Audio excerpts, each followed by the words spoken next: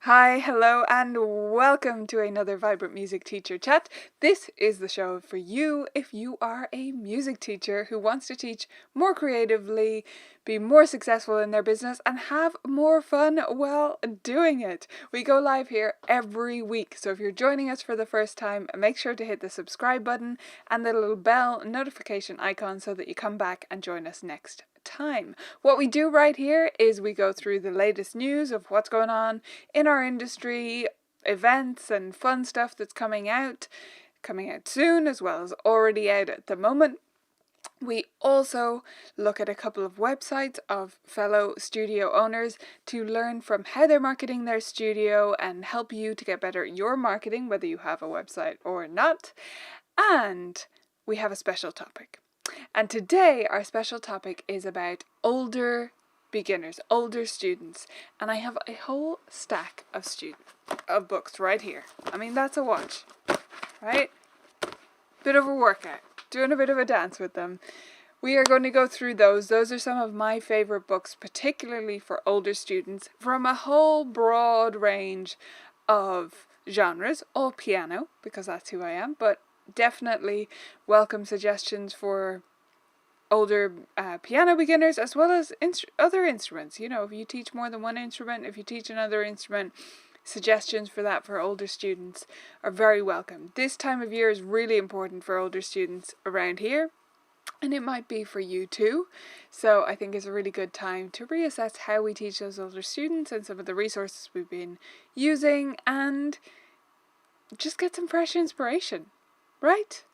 If you're brand new to me though, hello, I should introduce myself. Hi, I'm Nicola Cadden, and I run a site called Vibrant Music Teaching, as well as the blog and this YouTube channel, Colourful Keys, where I help music teachers to teach more creatively and have more fun and success while doing it. So with that, keep the comments and the highs and the lows coming in, and let's go into the news segment. Right, so in my personal update this week, I have been trying to take it a little bit easier, I guess. What a concept. No, but I have been trying to take it a little bit lighter last week. I definitely didn't put a lot onto my plate, and I hope that you would do the same whenever you have those busy weeks, which I had the week previous to that. I was prepping for a student concert. I had the concert on the Sunday before last, and you know, that's my normal day off, so it meant I was working an extra day, and there's a lot going on in general around here, so yeah, I gave myself a lighter week. It honestly wasn't the best week because it was a bit bitty. You know, those weeks where you're just doing a little bit of this, a little bit of that, and nothing really seems all that fruitful, but you know that it's important, like trips to the bank and eye tests and all of those sort of things kind of landed in my week, as well as little bits and pieces of work, but absolutely necessary. And as I say, trying to take a bit of a slower pace.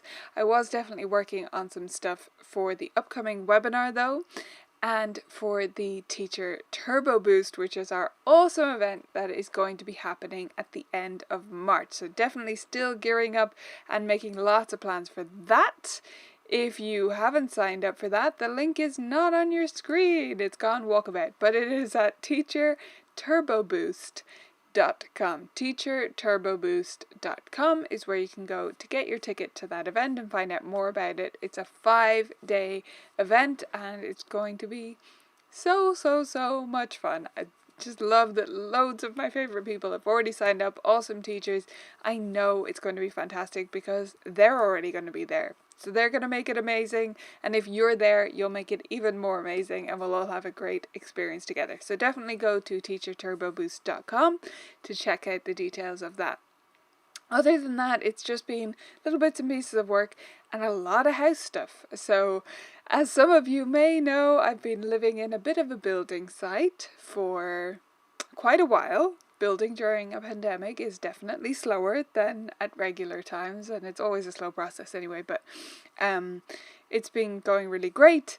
And last week, guess what arrived? It's not actually a building thing, I guess, but it was my brand new pianos. They're hybrid pianos that I've gone for because my teaching space is actually going to be upstairs now. So we're having a Kawai hybrid up there. And it would have been impossible to get an acoustic up there. And anyway, I'm excited to have a hybrid for all the possibilities that opens up as well. And the Kawai hybrids are beautiful. However, I can't play it yet. I literally can't even plug it in. I have to leave it. It's in my living room. It's in the middle of my living room, kind of in my way, but I can't plug it in, can't play it, can't test it out. Like, I can press the keys, but they won't do anything. It's a hybrid piano. And I have to wait until we can get movers to shift it upstairs after the floors are done. So I literally can't touch it, which is a bit, well, it's kind of fun. It's anticipation, right? So yeah, that was my big news of last week, personally. But around the blogosphere, there's been some great stuff too I wanted to give special mention to. So there was a great guest post on the Top Music blog, which was from Nick Ambrosino. Who knows Nick Ambrosino? Nick Ambrosino is the author of Coffee with Ray and Lessons with Matt, which are two fantastic books which take, they're storybooks, but they have lessons about teaching in them. And for teachers, I should be clear when I say storybooks, it sounds like it's for students. They're for teachers. Definitely take a read through them. Super quick, easy reads, and some great lessons, particularly about the language we'll use. That's a lot of what I take from Nick. Anyway, he had an awesome post on the Top Music blog about being kind to yourself. And it's so important right now. And I just hope that you will consider taking a look and being a bit kinder to yourself, as Nick advises, right? So definitely take a look at that. On another side of things, Jana Carlson, who's at Studio Rocket Web Design, she posted about a post to help you figure out whether an email or message you get is a scam or spam or genuine. So it's just a little post to say, is this real? Is this nonsense? Because a lot of people are getting scam emails and stuff, and it's not always that easy to tell, especially if you're not used to it, especially if you're newer to this. So definitely a handy resource there. On our own blog, we had our post last week about how to attract more adult students into your studio, so if that's of interest to you. You can go to colourfulkeys.com for that. And then we had the post about repertoire, so it goes along really with this video. I'll talk through some of the books here, and I've got some extras here, but if you want just a few of my absolute top suggestions, you can find them on the Colourful Keys blog right now. Yes, my cup today is enormous and Christmas themed. It was a gift from a student years ago. I love it. So that is over on our blog, and those two posts are great on Top Music and Studio Rocket Web Design as well. So next week on the show, we're talking about some more stuff to do with adult students, which all goes along with our masterclass, which is going to be next week as well. It's the same day as this show, so it's Monday in most parts of the world, and it's just slightly later. So it's 2 hours later than we normally do this show. So if you're watching it live, or if you're watching on the replay and you can see the time this was at, it's 2 hours later. And that is going to be at vibrantmusicteaching.com/coach. vibrantmusicteaching.com/coach. Is where you can sign up for that. That is our free masterclass. It is free for a limited window, including the replay window, for everyone. And then after that, it'll be just for members. Members also, you don't actually have to sign up at that link. You can, if that's easy for you, but you can also just go to the calendar in the community, and there is a link directly to the live page right there. So you can follow that if you prefer. Anyway, the live masterclass is called From Teacher to Coach, which explains that URL, right? From Teacher to Coach. And it's about how we work with adult students more broadly, and specifically how we transition from being a teacher, hand-holding kind of stuff, with adults and when we should step back and become their coach and work with them in a different way, which is something that I've come to realize over the years of working with adults and has really made the difference for helping them to be successful and stick with lessons long term, right?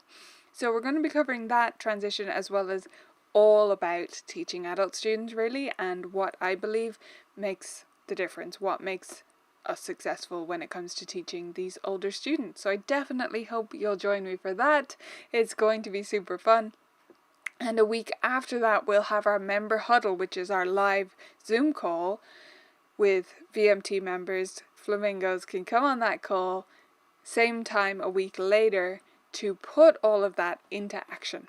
If you do sign up for the masterclass, whether you're a member or not, you will get access to a workbook to go along with that as well. So it's going to be really in-depth, really practical, and I hope it will be useful for you as you try to teach adult students better.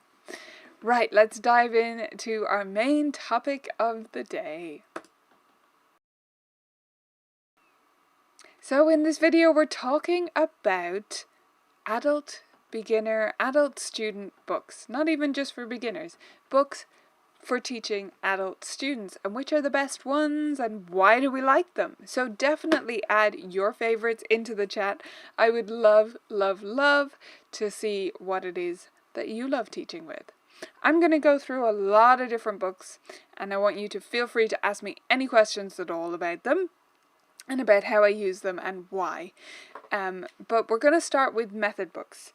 And I'm going to go through just 3 different method books because these are the top ones that I use the most. So let's start here. Who has used this one? This is Piano Safari for the older student. This particular book I would use with a generalist student. Okay, so a student comes to me and I say, oh, what type of music you want to learn? Why do you want to learn piano? And they say, I don't know, I'm not sure. Oh, I just want to learn something. Oh, I just want to do it for a hobby. I'm just interested. Do any of you have any of those types of students who come to you? They don't really have a specific goal or aim and they don't have any particular inclinations. They can almost seem dispassionate, but they're not. They know they want to learn a music instrument, they know they're interested, they just don't know where they want to go with it, and I think that's fine. If that's the case, this is where I go. Right? So this is the angle I would take with them, because it's more comprehensive than the others I'm going to suggest to you. It's got a lot more outside of just reading, and it's going to allow them to explore more while building a really great reading and technique foundation. Right? So that would be my first stop. Now, if I had a student who really just needed to learn to read, and I was going to do some other stuff with them, but they needed to go quite slow in terms of the reading, and there could be many reasons for that. That's interesting, Diane. Why? Why do you not consider putting them completely in the curriculum? That's really interesting. I'd love to know why that is. I find it great when it's the right fit.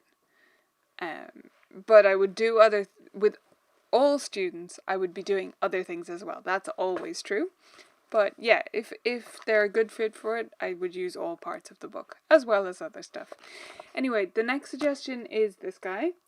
This is probably my least used of the 3. However, when a student needs to go quite slow, in terms of the reading, specifically, and I know I'm going to do other stuff outside of it, like chord stuff and rope pieces, but I want to be careful, very careful about the pacing and making them feel successful. I'm going to go here. Okay, so that is Adult Piano Adventures. I know some people love it. I don't absolutely love it. I use it sometimes, but less than the other 2 I'm suggesting to you. But it's good. It's good quality. The teacher duet parts go along with it, and those are nice too. My next suggestion is this guy. This is Fired Up. It's from Piano Pronto, written by Jennifer Eklund. This is a specific use case, but one you will come across quite often. I would say particularly even more with teenagers than with adults, but both would be true. So Fired Up is pure reading. There's nothing else in it, okay? It's not going to teach your student technique. It's not going to, no book teaches your student technique, but you know what I mean. It's not focused on technique. It's not got rote pieces in it specifically. It's not broad in that way, but it's thin, right? It is pure reading, segment of lesson. That's how I see this. And yes, it is sort of position-based, but not really, not as much as her other series. And it does move around quite a bit. It's a great, easy way for adults to get started. There are letters in the note heads, which again, people may disagree with. But if this is going to be a small portion of your lesson, if reading is going to be a small part of your lesson, and the student is very focused on pop music, I think that's a great way to introduce them to reading. It sounds contemporary, the music sounds fresh, none of it is stuff that, it's not arrangements, right? Unlike the other piano Pronto stuff, it's not arrangements. So they can't just play it by ear, they have to actually read it, and the note names in the note heads do fade away. And I think as one component of your curriculum, it's a great fit. Alongside that, I would be having students doing lots of chord work, rote pieces, pieces they're figuring out themselves from YouTube and helping them to make them actually good. I'm messing. You get the idea.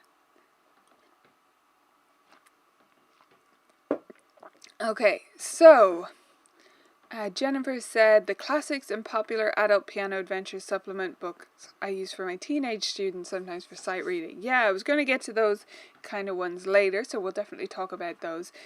The first three, those are my method books of choice for most students who come to me as a brand new beginner, okay? And again, Fired Up is a specific case, but quite common.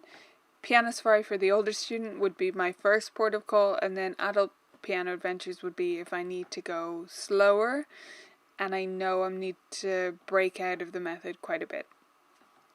Now, some other suggestions. I'm going to start in the classical realm. So, after method books, there are so many ways you can go with adults, and usually it should be directed by them.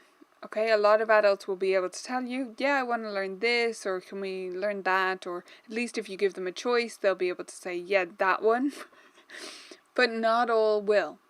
And so if you continue to have that more generalist student who just says, well, yeah, I just want to keep progressing, and I like it, and can you make it, they're basically saying, can you decide for me, please? So, if that's who you have, I like to mix in classical and pop or jazz or some kind of genre of their choice. And for that, I've talked about it many times, but this is my favorite classical rep series. I do have others I use, it's not exclusive, but this is my favorite one for a few reasons. Number one, Jane McGrath is the master of leveling stuff. She knows what she's doing. So it's well leveled. Stuff actually stays within the same level and it makes a lot of sense in terms of what's included. The other thing I really like this, and this is even more true for adults, is that most of the pieces are short. A lot of classical collections in general actually, will include a lot of pieces that are 2 pages, even at this level. And while the level is fine, the length is just too much. And you don't feel that sense of momentum, and you need that in the beginning. You need to be getting through pieces and feel like you're getting somewhere. And especially with adults who might go a bit slower, their practice levels aren't great, or the technique is harder for them because they're a bit older, or any other reason. They need shorter pieces. Does anyone agree with me? I love having shorter pieces, and there aren't enough books out there with them. So that's another reason why I love Masterwork Classics as a series. Like, for instance, the first 4, or in the suggested order, the first 4, yes, this is an old student copy with stickers on it, are just 2-line pieces. And then most of the book is 1-pagers. So you get through them and it feels good.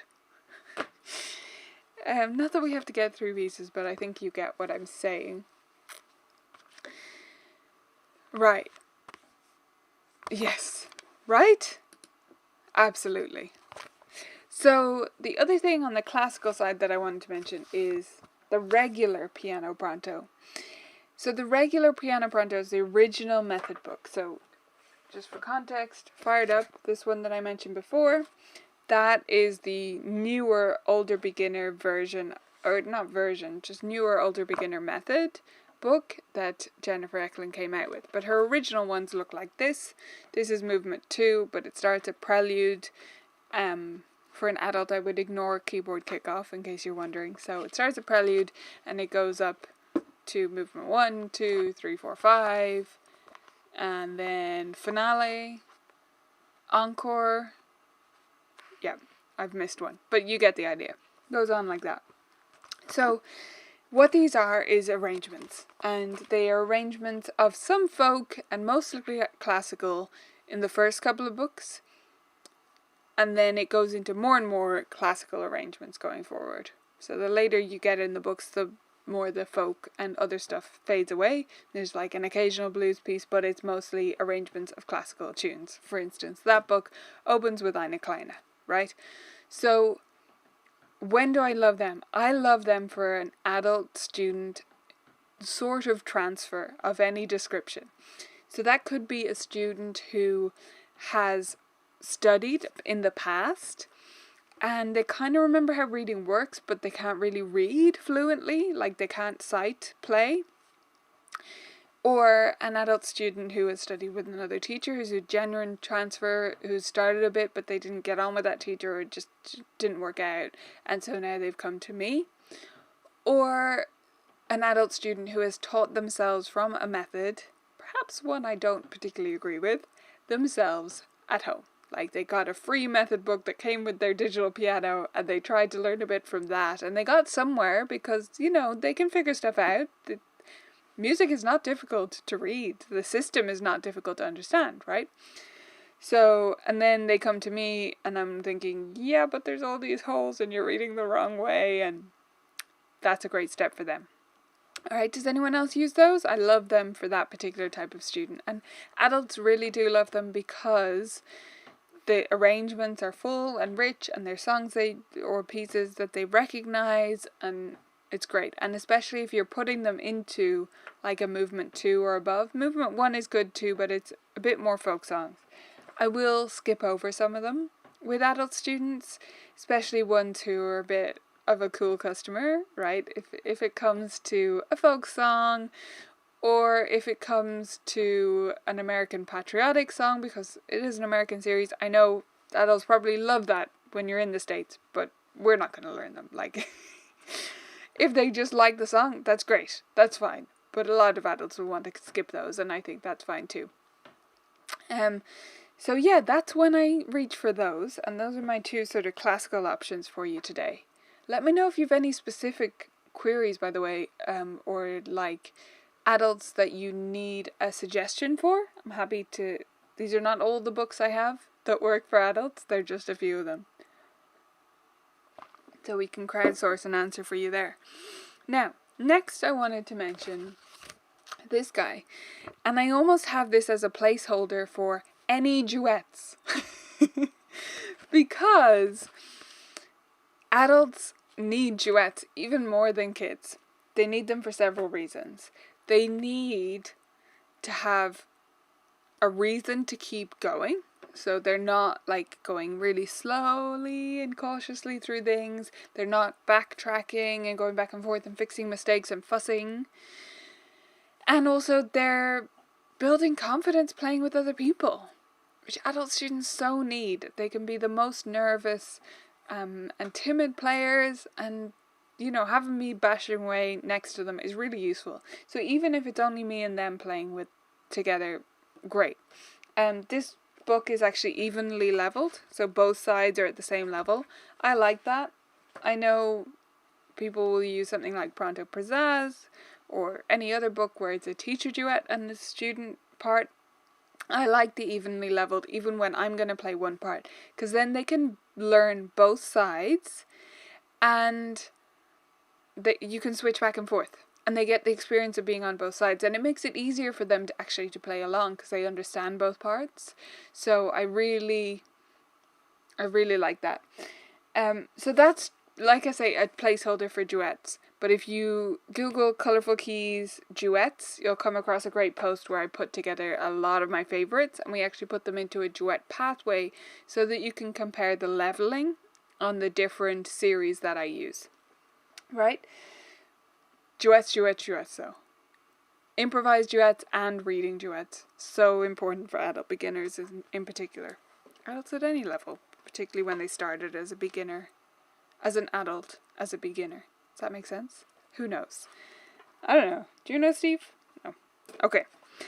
Next one I have here is what came up earlier there, which was the supplements that go along, just make the camera focus, with Piano Adventures. So I don't use Piano Adventures very much. I did mention the adult version there, but I don't use the regular series very much anymore. I do occasionally, like to have it in my teaching toolkit, but it's not my go-to. However, I love these. This is one of the best supplement series out there. It is honestly fantastic. I picked this one, again, at random as a representation of the entire series, but I have tons of these sitting in my library right now. So FunTime Piano is level 3A to 3B. The final level is Big Time. And then there's all the ones before that. I don't use the first 2, 1.5, let's say, levels. Like, I don't use Playtime, which goes with level 1 very much at all, because they're not particularly exciting arrangements. They're okay if you need, like, if a student is obsessed with the idea of learning some Disney, that can be a good fit, but for most students I prefer them to get to level 2 before we add supplements in general. Reading supplements. It's not that I'm only doing method books up until level 2, it's that we're doing a lot of rote and chord based and all sorts of other stuff outside of the method. And then in terms of reading other stuff, that would happen around level 2. So there's popular ones, there's jazz, there's rock and roll, there's hits, which are great if a student wants to play current pop songs as well. Alice, I won't be posting a list of these books, but there's a replay, right? You can watch this back at any time, so feel free to go back through it. And of course I have my top ones on the blog, as I mentioned earlier. So, next one has already been mentioned in the chat. This is Spotlight Solos. This happens to be volume 2. All of the Spotlight Solos, there are 4 of them from Jennifer Eklund. All of them are fantabulous, and I highly, highly suggest checking them out. Adults love these, teens love these, everyone loves these. They're just winning pieces. In fact, I reviewed, this isn't the one. Is it here? No. I left a review on one of them, and it's actually now printed on the back of the book. So I am physically endorsing it, but I absolutely don't mind that at all because I love them. And yeah, I would just use them more than any other books probably, apart from method books, or than any other supplement. So that's a great option. I wanted to say though, with all of these supplements, all of them, it's not about picking the right one. It's about picking several that maybe I suggest, maybe someone else suggests, maybe you've seen around. You pick several.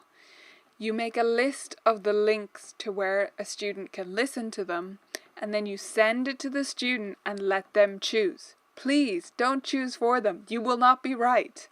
And like, you might pick something they quite like, but wouldn't it be better if they loved it? And they're only going to love it if they choose it themselves. And they can only choose it themselves by listening to it. They can't just look at the music. I mean, you or I might be able to, but they can't. So send them links to where they can listen to the music, either on YouTube or on, if it's something like Spotlight Solos, you can listen to the whole books on Jennifer's site. So send them the Piano Pronto link and this one. Which one do you want to do? And I always add, I promise you, no matter what you think about the sound, they're all the same difficulty level, right? I make sure they are.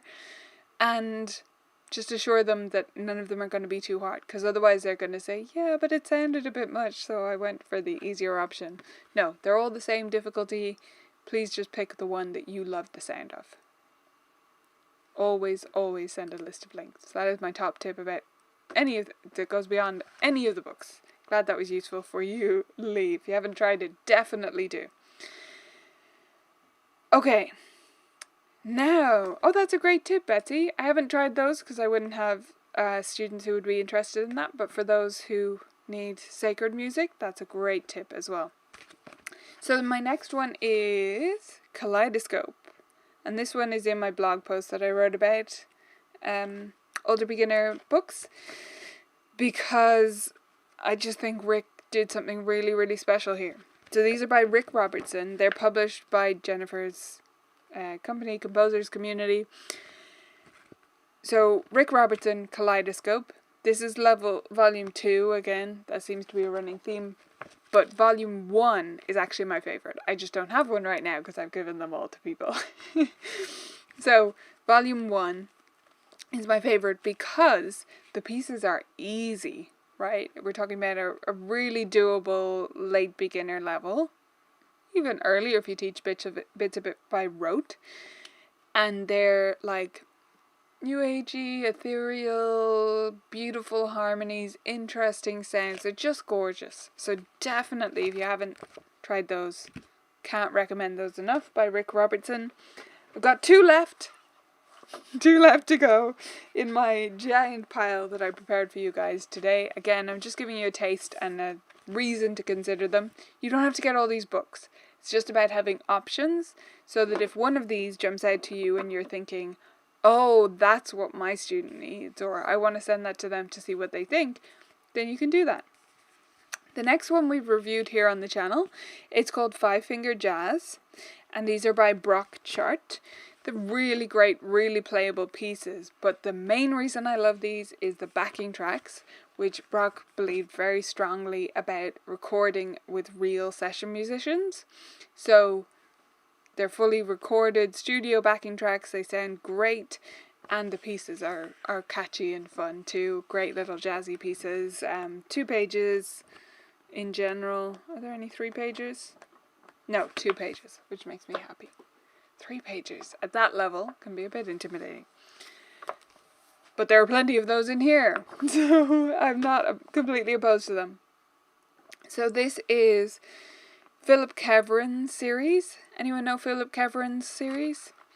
Philip Keverin is one of my favourite arrangers for real music, right? For actual contemporary songs and classics and all that kind of stuff. If you have a student who says, I want to learn some pop music, but they don't have a specific song request, one of his collections might be a really good fit.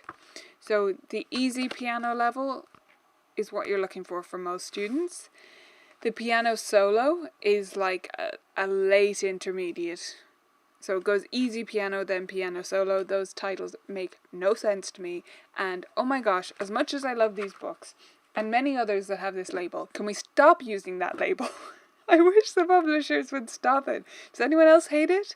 Easy piano. It makes people feel so bad because it sounds like beginner piano, and they're never beginner piano. They're easy, as in they're like grade 1 or something.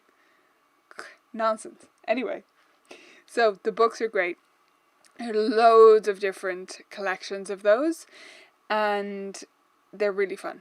And the pop ballad one, I like, if I can sway a student this direction, an adult student, I like to sway them towards ballads versus rock and rolly things, fast-paced things, because they're going to do a more convincing job of it. It's going to be more satisfying to them at a beginner level. I'm not dissuading anyone from learning fast-paced music at any other level, but like a faster, more fast-paced Elton John or something is going to be quite hard to pull off, whereas your song, people can do that. They can really, milk it and it'll sound great. So yeah, Carrie Wright makes people feel bad and it doesn't even make sense. I so agree with you. Where did that idea come from? I mean, I know the labeling is not standardized, and I understand all of the different correlations and stuff, but that one just irks me. It says easy, and also gifts, that's where it really causes a problem for me. Students get them as gifts, or they, their partner gets it for them, or the mum gets it for the kiddos, and it says easy, and they've been learning, I mean, if it's a kid, like 2-3 years, and they're finding it really tough, and it makes everyone feel like, are they not doing well? You said they were making good progress, and they are, but like, those pieces are not easy. Anyway, moving swiftly along, those are some of my suggestions for you. Hopefully that gives you some new inspiration or new ways of looking at different pieces that you've used a lot. Next, we're going to dive into our web reviews segment.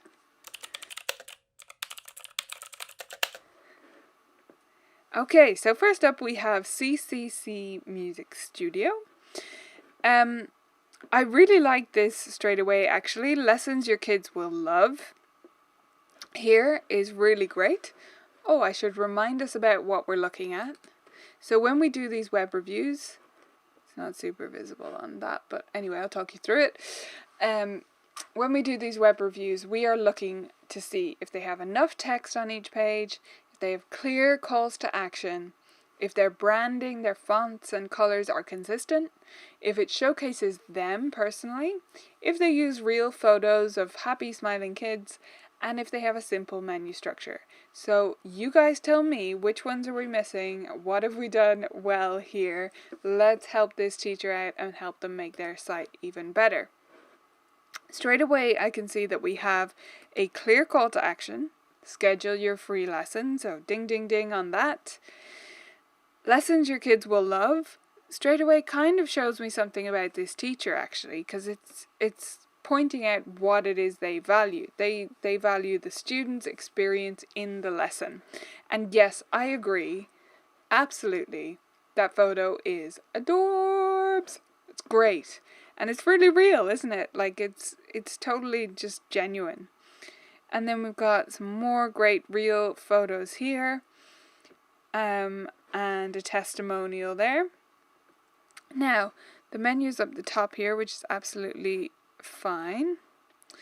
Oh, one thing I'm going to mention though, in this hello bar, so we call that a hello bar when it's coming down like that, or just, the box at the top. So it says online lessons available, contact us to get started today. One of my things is I don't like a lot of exclamation points, and right here I do see a lot of them. So I would try and reduce that, but that's my one real comment on the homepage, so that means you're doing really, really well. Just reduce them a little bit. It's a little bit shouty with too many of them. Now the menu is here. It's nice simple structure, which is great. We've got lessons about FAQs. Let's see what's in FAQs. Yep, nice and simple. I like it. Contact page. Oh my gosh. Honestly, I think you're doing great here. So that would be my main thing, is those exclamation points on the home page. And then some more text. Just a bit more writing would be good. Let's check out the lessons page. Yeah, in general, you need some more verbose writing. So this stuff all stays, but down the bottom you write, a few paragraphs, not long-winded, but a few paragraphs about what people can expect and all of that, more written out. Hopefully that helps. Thank you so much for submitting your site for review. Next, we're going over to Mandy Enman, Piano Studio. Completely different site, but again, doing really well on our checklist. So we've got sign up today right here, which is a great call to action. We've got a nice simple menu, home, about, the studio, accompaniment, blog, contact me. Okay, so my first thing here, Mandy, is if I'm a parent, I'm not sure I know what these are. About, yes, obviously, but the studio, I think it's just us. Maybe this is a country difference, right? But a parent here would not call a studio a studio. I think that might be one of those teacher wordings that we need to be careful about. So I would just be a little bit cautious there about calling it studio instead of just lessons, because people would get that.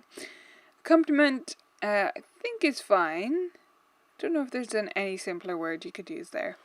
But yeah, that's looking really good. I would make this a bit bigger if I'm nitpicking. Oh, cute. Great photos going on here. Lovely site structure. Lovely testimonials there. Not sure you need this stock photo down here. I would just either just make that a colour or replace it with one of your lovely real photos. But everything else is looking really good here. So again, really, really solid job on the site. Yeah, well done. Those would be my main suggestions for you, Mandy, is about the size of that call to action, maybe that menu label right there, and again, a bit more text would be good just to say what you're all about. But these testimonials are fantastic and everything else looks super slick, so well done. Right, let's get into some final questions. Any extra questions, please do add them into the chat. And we'll check in with Steve. Let's see how he's doing, shall we? Has he got any questions? Steve? No, he's just going to protect those books. Okay. That's fine, Steve. As long as you're happy with your moment in the sun, right? Yeah, okay. Right. Any questions? Now, I had a question earlier about the way I bring the comments up on screen, so I can answer that very easily.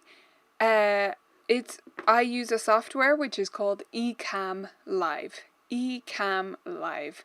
And that is how I run these calls. So, I can't remember who it was that asked that, but I wanted to come back to that in this session right away.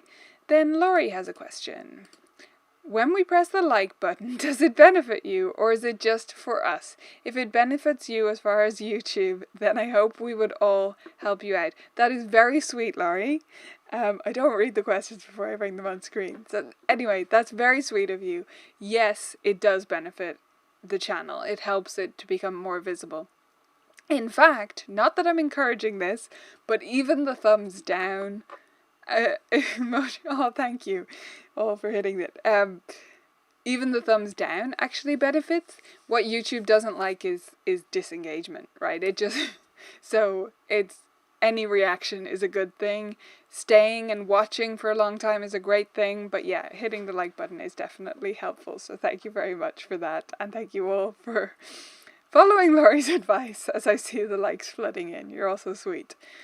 Any other questions? Let's just scroll back and take a quick look. Oh, Angie. Suggestions for recognition of progress with adult students instead of stickers and star prizes with younger students. My practice promotions are harder to translate to adults, teens as well. Yeah, my suggestion is none. It's harder to teach without that stuff, and that sounds a little bit condescending. I don't mean it that way. I mean it genuinely with empathy. It's harder, isn't it? You don't get the sticker. You can't shove pom-poms in their face, right? But what you can do is show genuine appreciation for the accomplishment, and they will appreciate it, even if they're bashful about it. So my main thing with adults is be careful not to shy away from telling them how good they're doing. They need to hear it. They need to hear it even more than the kiddos do, and they don't hear it enough. So literally just saying to them, oh my gosh, I'm so impressed with how far you've come with that piece this week. That must have taken a lot of work, or whatever it is. Acknowledging the work that they've put in to achieve something and how far they've come. It's just so important. And it's plenty. You don't need the stickers. If you do that and you do it genuinely, and when it's real, not as a phony thing, right? Then, yeah, it will work. It will be just as good as a sticker. And if you have a student who's a bit whimsical, you can offer them a sticker too.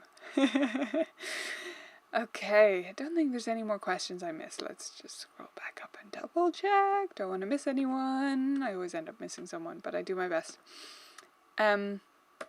Nicola, I have a transfer student who has grade 1 piano but has not played for a year. I'm trying to fill in the gaps. There are lots. What book do you suggest? Okay, so grade 1 has not played for a year. That's not that long. And they're an adult. I'm assuming they're an adult, but please correct me if they're younger. If they're an adult, if they did grade 1 a year ago, did they do grade 1 with you? Because, like, here's the thing about exams. We think that being grade 1 level means something, and it doesn't. I could start a beginner, teach them those pieces by rote, excruciatingly, for 6 months, and have them pass grade 1. Would they be a grade 1 student? No. I'm not saying that's what happened to your student, I'm just saying that's a possibility. So there's so much gradation within a grade. And so being grade 1 might mean something, it might not. Where would I put them? I would, first of all, establish what their goals are. Do they want to do other grades? Do they want to take a more pop-focused path? Do they want to work on jazz music? So first of all, chatting to them about their goals, and then depending on the situation, if they are that more generalist student, I might put them in this guy, piano pronto, probably movement 1, to be honest, just so that they can move fast and don't break things. And then if they are more grade focused, it would be this guy. Now that wouldn't be all I do with them, but that would be the bit I decide, and then I would send them that list of links. Here's a pop kind of book, here's a jazz kind of book, like a bunch of different stuff, and say, just have a listen and pick your favourite. I promise they're all the same level. Okay, hopefully that answers that question, Nicola. Casey, I've said before, have I? That I was a formerly very messy person. How did I stop being a messy person? Oh my gosh. I'm still a messy person, but yeah, I am tidy in most areas now. But like, not this room, that's why I keep looking down and around, Casey. How did I stop being a messy person? I have no idea. It was a gradual change that happened over many years. I think a big part of it was having my own house that I had to look after, but I always had my own room, and that was a disgrace. I don't know. I think I started sleeping more, and that reduced my inclination to be messy. Honestly, I think that's probably the biggest difference. I started actually tidying up. Yeah, around the time I started sleeping properly. Maybe that's the solution. Just if you're trying to cure someone of their messiness, get them to sleep. Okay. Sharon, I have an older student who struggles with hand coordination big time. Actually, I can't tell if it's hand coordination or looking ahead. Or looking ahead to the next notes to keep the rhythm. Well, the first thing would be to decide what it is. Yeah, so easiest way to do that, teach them a rote piece that involves coordinating hands. If they can do that, it's not coordination, it's reading, and that's where your focus is. If they struggle with that, continue working in that way with rote pieces on the coordination issue. Of all these wonderful choices, do I have a favourite to supplement the Faber Adult Book 1?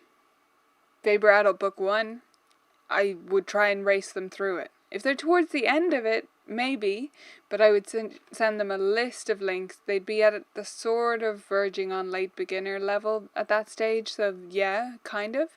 They'd be up for supplements, but I would send them a list of links. Once again, Lee, I wouldn't try and choose.